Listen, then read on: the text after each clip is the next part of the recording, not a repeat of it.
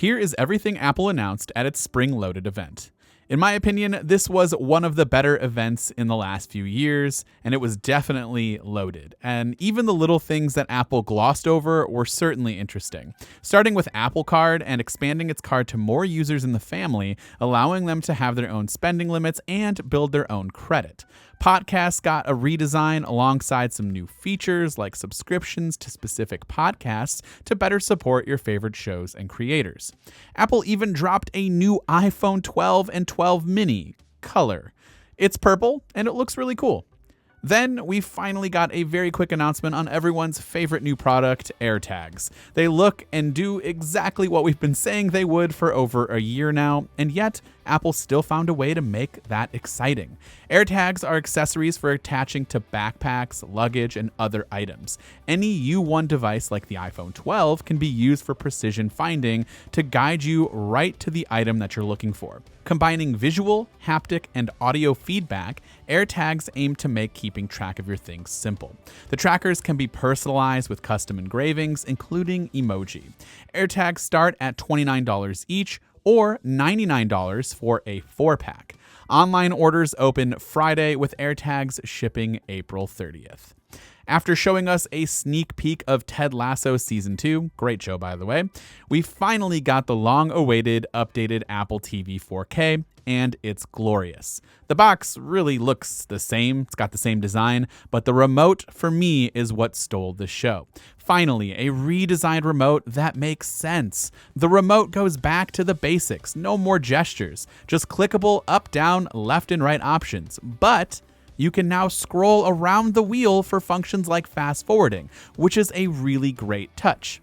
This remote also features a back button, which takes the place of the menu button. There's a home button, play pause, volume, and a new mute button. There's also a new power button at the top right corner, which can help control your TV power as well. And there's still a Siri button, but it's now located on the right side of the remote. The Apple TV itself comes with an A12 Bionic chip and supports 4K high frame rate HDR for a smoother viewing experience. The Apple TV starts at $179 and will be available for order on April 30th. Apple then moved on to the M1 chip and unleashed its new 24-inch redesigned iMac. And these things look super cool. The new iMac features a completely new redesign and comes in a range of striking color options.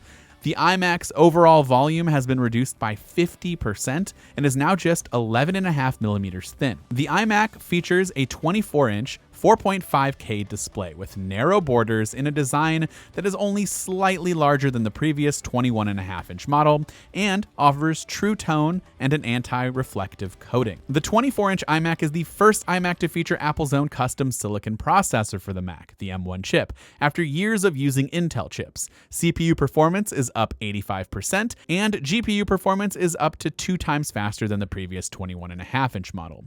The iMac features 2 Thunderbolt ports, up to 2 USB-C ports, and a new magnetic rear power connector that combines an Ethernet connection. Apple also spent a lot of time discussing the updated 1080p FaceTime camera and its studio quality microphone array, as well as support for spatial audio with Dolby Atmos. Perhaps one of the more intriguing things for me is the new inclusion of Touch ID on the new Magic Keyboard. Glad to see that that's finally available.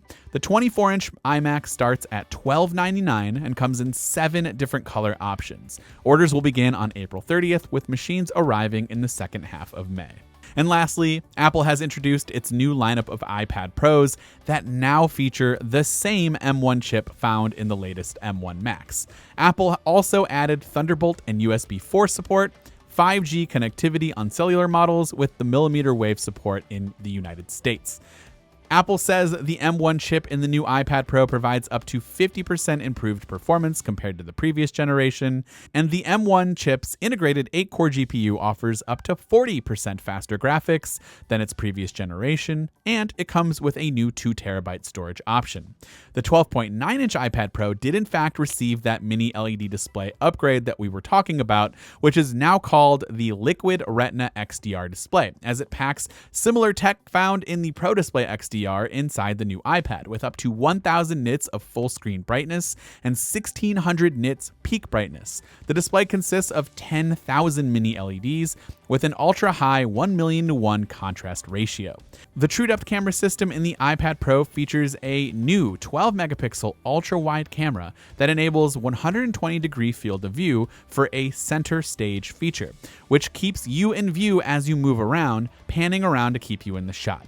There's also a new white collar option for the Magic Keyboard, and even though there were a ton of upgrades to these new iPads, the price does remain unchanged for the 11-inch model, coming in at $799. However, the 12.9-inch with the improved display will now start at $1099 and will be available to start ordering April 30th, with shipments going out in the second half of May. And this was all of what Apple announced in terms of products, but there were a lot of other details that they might not have touched on, or things that we just didn't have time to cram in this video, but we will be doing a deep dive on all of the products that Apple announced, as well as hands-on videos when we get those products in the near future, so be sure to subscribe to the channel so you don't miss those videos. This has been Dan with MacRumors. Thanks so much for watching, and I hope to see you around in the next video.